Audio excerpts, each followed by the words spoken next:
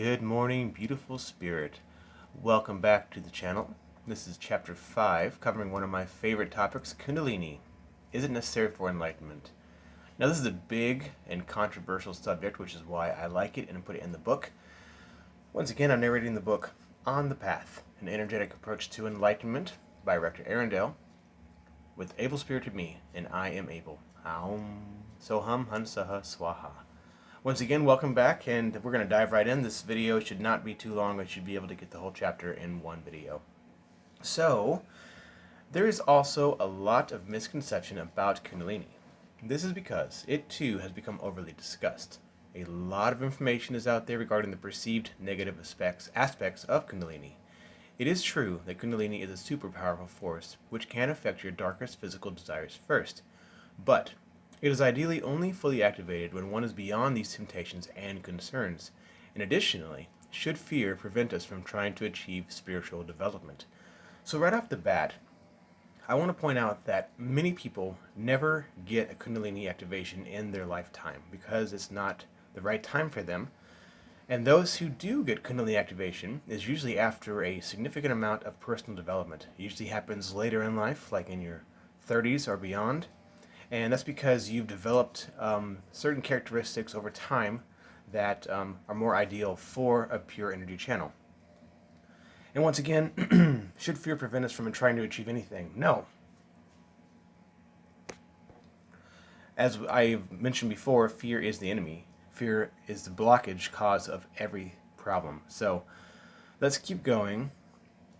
Kundalini is an energy that comes from the universe or God or source. Or let me say that it was created when we were created, and dwells in all things. It dwells in the center of stars and planets as the creative force that manufactures every larger and more complex element. And here I mean actual scientific elements like carbon, helium, uranium, etc. We're always discovering bigger and larger elements in the periodic table. Now, the heaviest and most complex elements are being manufactured inside planets and other very hot places with extreme, unimaginable heat and pressure. These are the kitchens of the universe. And they are also the hearts of these great masses. So I want you to remember that one Atma controls the entire body it inhabits. And the Earth, therefore, is a conscious being going off of the definitions that we have discussed, which is there's an Atma, or atom of consciousness, in the heart of the Earth. Now, other Atma are attracted and come toward the first Atma. Therefore, planets and other orbs in space are beings that have attracted our souls to them. That being said, we are connected energetically to the planet we inhabit, and you could call it gravity if you were so inclined. So, we always talk about grounding. Grounding is reconnecting your, not reconnecting, what I should say is it's re-establishing your connection to the Earth, and Kundalini is certainly involved in that connection. Now, in any case, the Earth has Kundalini energy at its center, and we have a form of Kundalini energy at the base of our spines.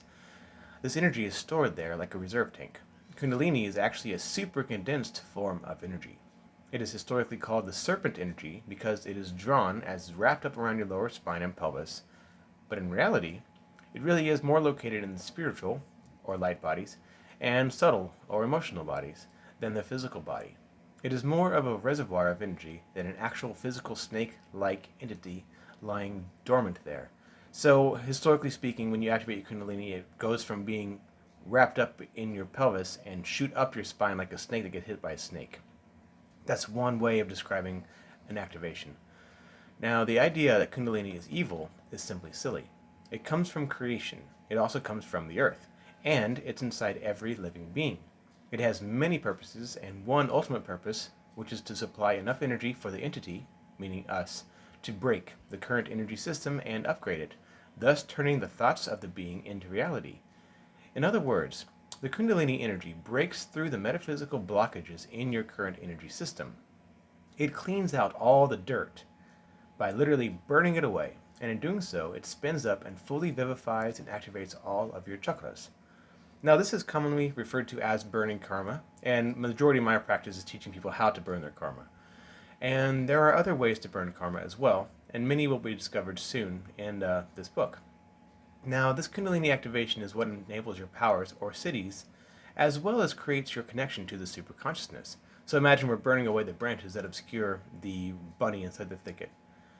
Now, Kundalini is also the classic yin energy. It is the quote-unquote female side of the energy, the negative. Again, it is not negative like bad, it is simply different than the classic positive yang, or energy of God. Again, both energies really come from the universe, or source, or God, so even that classification is incomplete. The Kundalini is essentially our willpower. It is our desire to change things. In this material existence, it is also our basic desire for everything. Real quick before we move on, I want to point out that these definitions are parallels in many different backgrounds. So I'm not saying that God's energy is necessarily the plus sign and women's energy is necessarily the negative sign. In fact, if you were to ask me, I would say God has more characteristics that of divine feminine, because only women are as loving and nurturing as Mother Nature would be naturally. Men often have to develop this love, and that's something that I found across the board. Now, this is another reason why the ego is not a bad thing. It is the ego's desire to change things in which the Kundalini works through you to make real changes in the universe. We truly are creators. In a much smaller amount, the Kundalini is always active and flowing through your bodies. Now, you could say that Kundalini regulates your body temperature and your rate of breathing, as well by the soul's will to keep the physical body alive. Now, many meditation practices, they focus directly on this. They slow down your breathing, slow down your heart rate, your body temperature changes, and you're putting all your Kundalini inward instead of outward. We're going to get to that in a minute. So, now some believe that the very soul, all Atma, is female, and it wants to reconnect with God, which is the only true male of the universe. It is just another way to recognize that there are two main energies that work with each other constantly to create and maintain. The Kundalini energy is the will of the soul or ego, and the soul uses the energy to accomplish goals and change or make things. However, the soul only becomes satiated when it reconnects with Source by sending Kundalini inward instead of outward. We send the energy backwards, up Sushumna, from physical to thought, going from solid to subtle and then to consciousness. Once again, we're hitting on meditation, the very old practice of changing your sensations from your physical environment into yourself, going from subtle thoughts to just consciousness. And that's a complex discussion in itself, so we're going to leave it right there. Now, Kundalini gives our nerves strength, and it allows us to manipulate our physical reality. It is also responsible for what people call charisma. Certain people have a certain power to persuade others to follow them, and this is not accomplished by them trying to convince others to see it their way. It is a non-visual and unrecognized force of Kundalini that is responsible for natural leaders. It is the power that allows us to create children and shape our lives to our liking. It is also the power that flows through us when we are in love or excited about a project or experience to come. Now, I know everyone's experienced that. You can't sleep, you're super excited, you can't think about anything else. That's a clear indication of Kundalini flowing. So when Kundalini is flowing through you more than the maintenance amount of your physical body, you are completely consumed by the feeling and don't even notice hunger or fatigue. It can give you chills or feel like butterflies in your stomach. Kundalini is truly a wonderful part of existence. Now, the reason that Kundalini is often blamed for people becoming unhinged with bad habits and actions and even going crazy is because the Kundalini energy is often first activated in the lower chakras. The lower three chakras are primarily responsible for earthly, physical, and survival tasks. And corresponding with the lower three chakras, we're talking about sexuality, self-preservation and expression, and acquiring physical comforts to make us at peace. If the soul is not used to controlling these parts of itself, one could, in theory, become uncontrollably obsessed with sex, money, and other physical and selfish pleasures at the detriment of everyone around them. And it is for this reason that the classic advice still speaks. Seek ye first the kingdom of God and his righteousness, and all other things will be added unto you. Now, I don't like that phrase very much, but it does get to the point. You have to control your quote-unquote animalistic behaviors before the Kundalini will continue its path up your energetic system. So you have to maintain control in order for the Kundalini to continue to rise up through all of your chakras, all the way through the crown, and connect to the universe.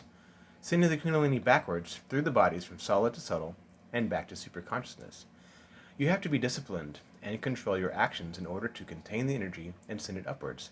Now, this is a very short explanation as to what Kundalini is and the purpose. I just want you to realize that it is not bad or scary if you prepare properly. Some would also say, once again, that there are no accidents and that a higher power actually has to activate your Kundalini anyway.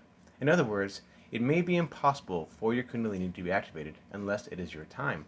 And I touched that at the very beginning. That's why it often doesn't happen until later in life. According to what I have learned, the Kundalini energy is necessary to achieve true enlightenment.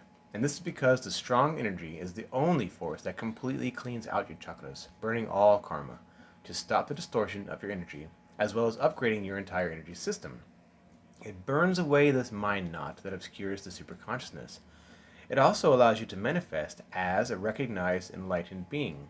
So you might feel very happy and loving and want to share it with everyone, but if you have no Kundalini, that manifestation won't come into being.